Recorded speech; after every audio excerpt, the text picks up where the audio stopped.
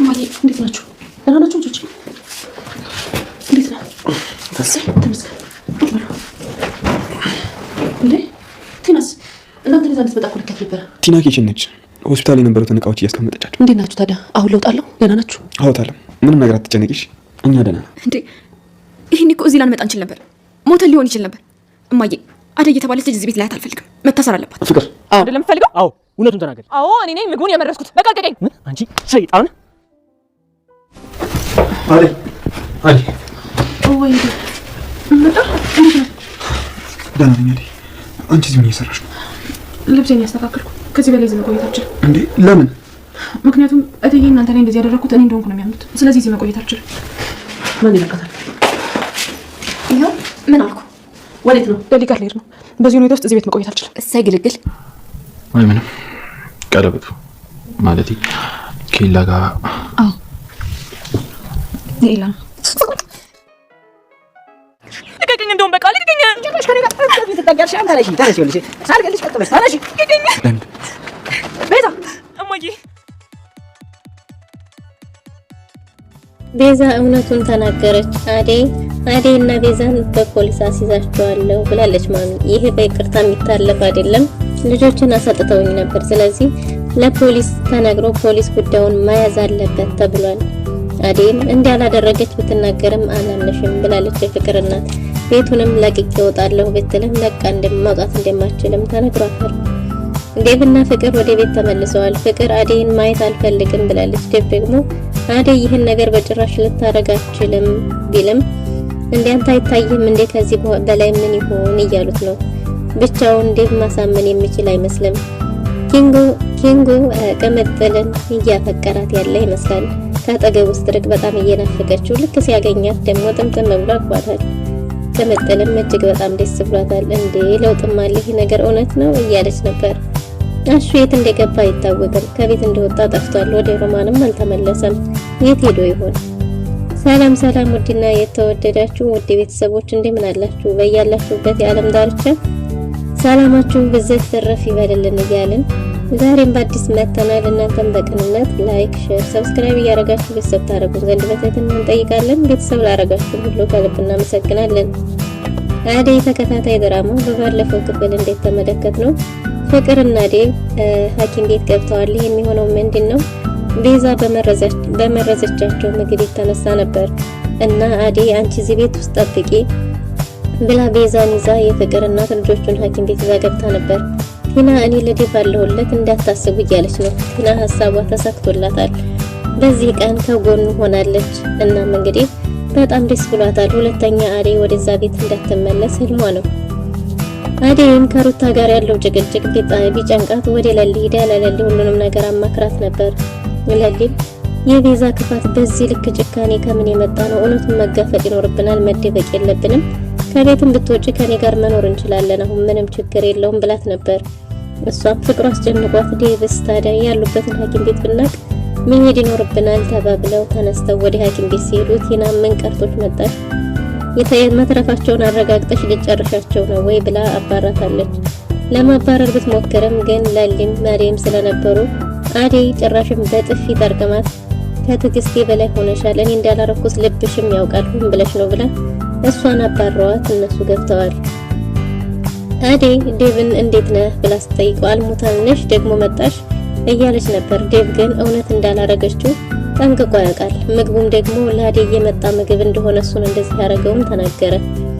ፍቅር በጭራሽ ሌላ ማንም ሰው ሊያደርግ አይችልም፣ ቤዛ በዚህ ሁኔታ ላይ እጇ የለበትም ብትልም ውስጥሽ እያወቀ እንደዛ አትበይ፣ አደይ በጭራሽ እንደማታረግ እኔም አንቺም ጠንቅቀን እናውቃለን ብሏት ነበር። ዴቭ ፍቅር ራሷን ስታልታልል በዴቭና በእኔ ፍቅር የተነሳ አደይ ቀንታ እሷ ናት ያረገችብን የመረዘችን ብላለች።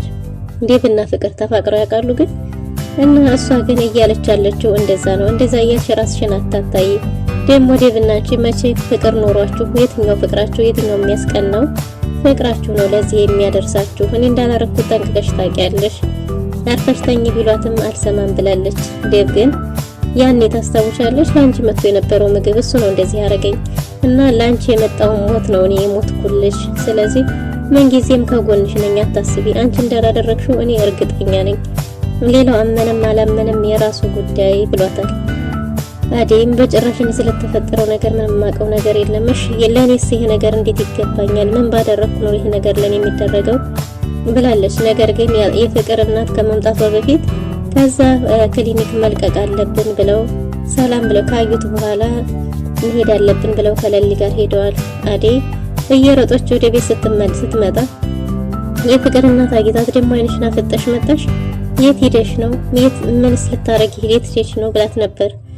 እናም አዴ ምንም ነገር ስለተፈጠረው የምታውቀው ነገር እንደሌለ ብትነግራትም የፍቅር እናት ግን በጭራሽ ልትረዳ አልቻለችም። አላምንሽም፣ አንቺም ቤዛም ቃላችሁን ለፖሊስ ተሰጣላችሁ፣ ከዛ እውነቱ ይወጣል። እውነቱ እስከሚወጣ ድረስ ግን ማንንም ማመን አልችልም ብላለች። ቲና ወደ ቤት መጣ አዴና ለሊ ደድበው እንዳባረሯት ተናግራለች። እንሂድ ብትላትም እንዲያመማት ነግራት ልጆቹ አሁን ይመጣሉ ስትል ቡና አፍልልኝ ብላት ነበር። ቲና እኮ እኔ ነኝ ቡና ማፈላው ብትላትም ታዲያ ምን ችግር አለው ቡና አፍልልኝ፣ ራሴን በጣም አሞኛል አሁን መሄድ አልችልም ብላት ነበር። እና አዴና ፍቅርና ደብም ወደ ቤት ተመልሰዋል። እንዴት ናችሁ ሰላም ናችሁ ወይ ብላ ልጆቿን ስትጠይቅ ደብ ደህና እንደሆኑ ሲናገር ፍቅር ግን አይማዬ ምናልባት እንዳንመጣም እኮ እንችል ነበር፣ እባክሽ እችን አዴ የምትባል ልጅ እዚህ ቤት ማየት አልፈልግም ብላለች። ህልሟ እሷን ማባረር ስለሆነ የፍቅር እናትም ምንም አታስቢ የኔ ልጅ፣ ይሄማ በይቅርታ የሚታለፍ ነገር አይደለም። ቤዛም ትምጣና ቤዛም አዴም ቃላቸውን ለፖሊስ ይሰጣሉ።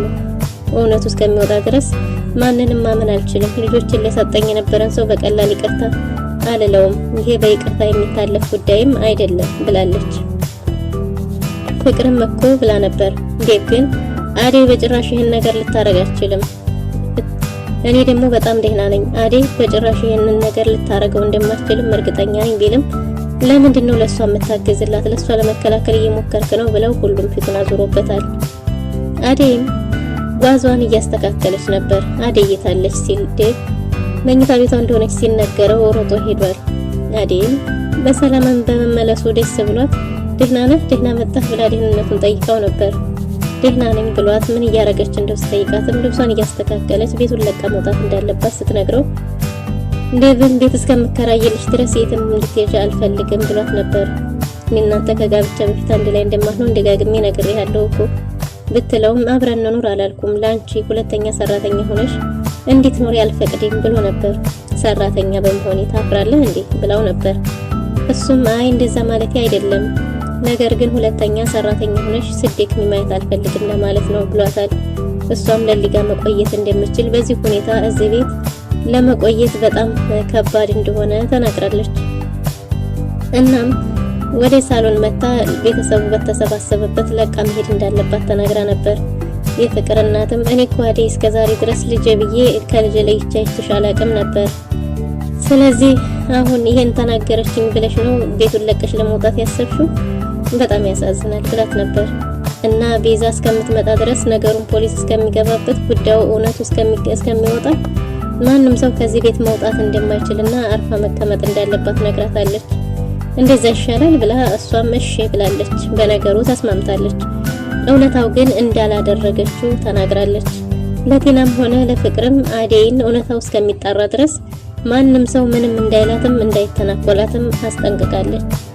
ፍቅር ግን በዚህ ቤት መኖሯን አልተስማማችበትም።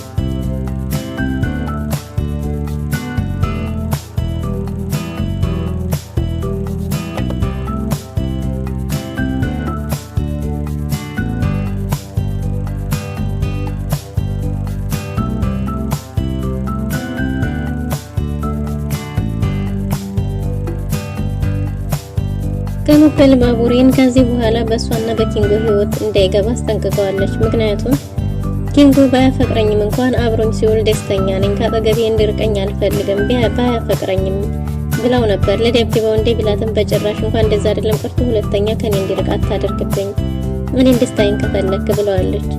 እናም ካጠገቧ መዋሉ በራሱ በቂ እንደሆነ ተናግራ አንቺን ካስደሰተሽ ምንም ችግር የለም፣ እኔ አንቺ እንዳትከፊ ያዝነሽ እንዳላይ ብዬ ነው ብሏታል።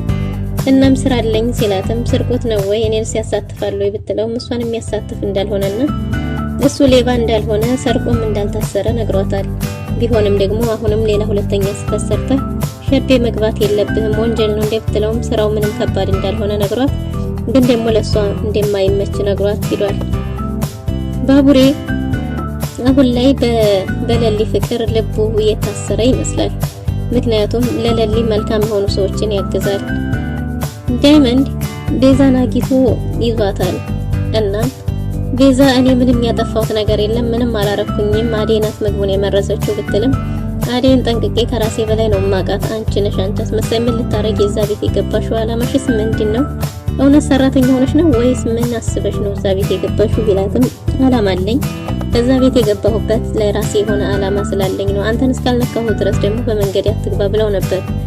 ዳይመንድ ግን እውነቱን ተናግረሽ እውነቱ ወጥቶ አዴ ነጻ እስካልወጣሽ ድረስ አልለቅሽም፣ እቦጫጭቅሻለሁ ብሏታል። እውነትም ደግሞ ቤዛ አሁን ላይ ፊቷ ሁሉ ተቦጫጭሮ ዴቭ እጅ ገብታ ዳይመንድ እጅ ገብታ መከራዋን አይታለች።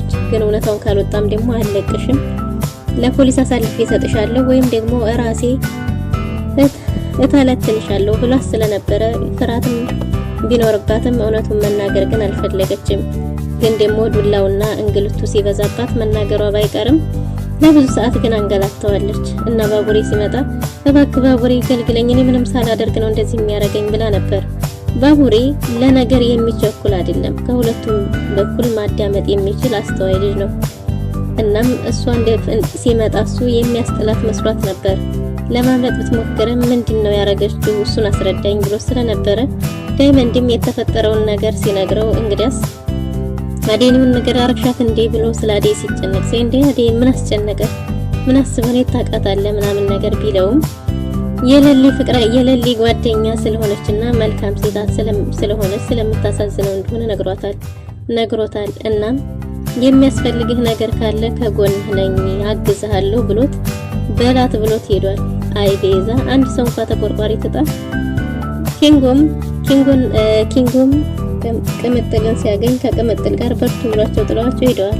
ቅምጥልንም እንድታስጥላት ብትለምናትም ነገር ግን ያረገችው ነገር ሲታወቅ ቅምጥልም በላት ብለዋለች። አንድም ሰው እንኳን አዝኖ ከዳይመንድ እጅ የሚያስጥላት አጣለች። ቤዛ ወቀኗ ሁሉ በዳይመንድ ድብድብ ሆኗል። እናም እንግዲህ ቤት ውስጥም ቤዛ የጠፍታ ነው እየተባለ እየተፈለገች ነው። የፍቅር እናትም ወደ ቤት አለመመለሷ ትዝ ሲላት ፍለጋ ወጣለች። ዳይመንድም እውነቱን ሳትናገሪ የትም ሄዳችም እውነቱን ተናግረሽ እቤት ለኔ ነገርሽኝ ለሁሉም ሰው ተናግረሽ አዴን ነጻ እስካላወጣሽ ድረስ አልለቅሽም ብሎ ይዟታል። በስተመጨረሻም እውነቱን ነው የፈለከው፣ ምን ታመጣለህ? ምግቡን የመረስኩት እኔ ነኝ።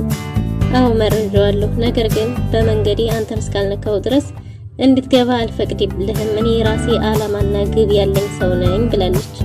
አላማዋ ምንድን እንደሆነ ባይታወቅም እንግዲህ የፍቅር እናትም ቤዛን ፍለጋ ስትወጣ ቤዛ መንገድ ዳር ይዟት ዳይመንድ ሲደበድባት ደርሳለች። ኪንጎን ብቻውን ስለነበረ ወደ ጓደኛው ሄዶ ስለነበር እንዴት እስካሁን እቺ ልጅ ምን እያረካት ነው ብሎት ነበር። ለማምለጥ ስትታገል ራሷ ያቆሰለችው ሰውነቷ እንደው እንጂ ምንም እንዳላደረጋት ቢነግረውም ኧረ እባክህ እያለ ነበር። የፍቅር እናት መጣች ተብሎ ሲመጣ ሁላቸውም ፈጠዋል። እንደ ቤዛ ስትላትም ማሚ ብላ ሁላቸውም ፈጠው ቀርተዋል። ለሊና ባቡሬም አሁን ላይ ጥሩ ህይወት እየኖሩ ነው። ለሊ ብቸኝነቷን እያስረሳት ያለ ይመስላል። ቀለበቱ እስካሁን ከጣቷ ላይ አልወለቀም። እንዴ ቀለበቱ ምንድነው ቢላትም የኤላ እንደሆነና ኤላን እስካሁን ድረስ ከልቧ ማስወጣት እንዳልቻለች አውቆ ሄደን ሰው መመለስ ባይቻልም ግን ደግሞ ከልብ ለማስወጣት ከባድ እንደሆነ ነግረዋለች። እሱም እንድታወልቀው ነግሯታል። የሄደን ከመጠበቅ ይልቅ ያለው ጋር መኖርን እየመከራት ነው። ቀለበቱ ግን እስካሁን እጅ ላይ ያለ ባይወልቅም ችግር የለም ብላለች። ባቡሬ ግን ለሊን ወዷታል። ለሊስ ይሄን እውነት ስታውቅ ምን ይፈጠር ይሆን? ውድና የተወደዳችሁ ለዛሬ ነበረ ቆይታ ይሄን ይመስል ነበር። በቀጣይ እስከምንገናኝ መልካም ጊዜ